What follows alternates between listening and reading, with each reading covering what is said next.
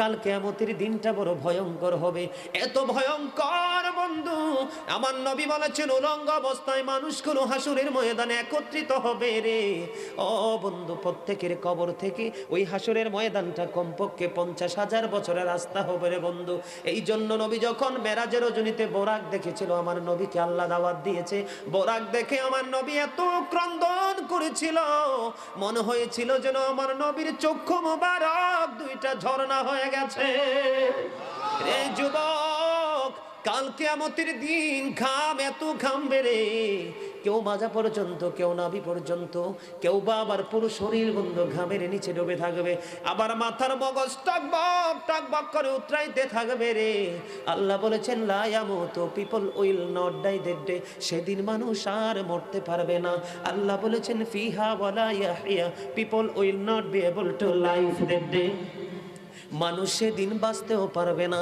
আমার আল্লাহ বলেছেন অমাহুম আনহা বিগাইবিন, people will not be able to escape that day, সেদিন মানুষ সেখান থেকে পালিয়ে যেতেও পারবো না রে। দুর্গাপুরের যুবক, হাদিস শরীফের মধ্যে এসেছে কাল কিয়ামতের দিন আল্লাহর আরশের ছায়া ছাড়া কোনো ছায়া থাকবে না।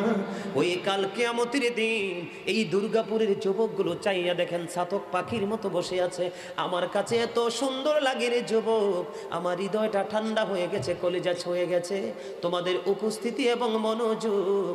আল্লাহ রাব্বুল আলামিন হাদিস শরীফের মধ্যে এসেছে কাল কিয়ামতের দিন আর 7 শ্রেণীর মানুষকে আল্লাহর আরশের ছায়ার নিচে জায়গা দিবে রে। এর মধ্যে বিশাল একটা টিম থাকবে পৃথিবীর যুবকেরা। জোরে জোরে সুবহানাল্লাহ।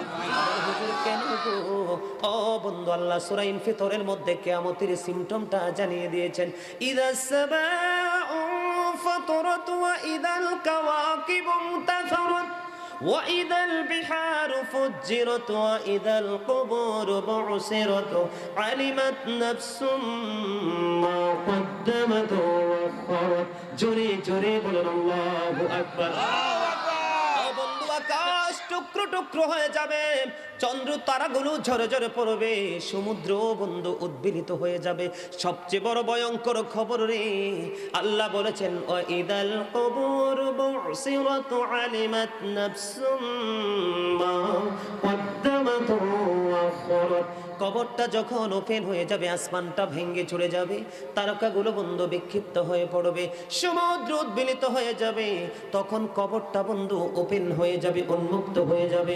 সবচেয়ে বড় খবর আলিমাত নাফসুম মা কদ্দামাত ওয়া আখারাত, প্রত্যেকেই জানবে কে কি করেছে আর কি করেনি।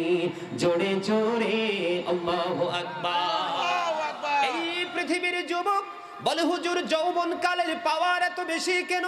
জিব্রাইল আলাইহিস সালাম বলেছেন বৃষ্টির ফোঁটা পৃথিবীর বুকে যা আসে আমি জিব্রাইলের পক্ষে গণনা করা সম্ভব হয়, কিন্তু যৌবন কালে যখন কোনো যুবক যুবতী আল্লাহর গোলামি করে, কারণ ওই সময়টা তাদের নাচের সময়, গানের সময়, রং তামাশার সময়, এই সময় যদি কেউ রে যুবক আল্লাহর পাগল হয়ে যায় রে, যৌবন কোলে গানের আসরে না যে আল্লাহর গোলামিতে ব্যস্ত থাকে, তওবা করে কেঁদে কেঁদে আল্লাহর কাছে বন্ধু পরকালের পুরস্কার কামনা করে, ওই যুবকগুলোকে আল্লাহ রাব্বুল আলামিন আল্লাহর আরশের ছায়ার নিচে জায়গা দিয়ে দিবে। জোরে জোরে সুবহানাল্লাহ।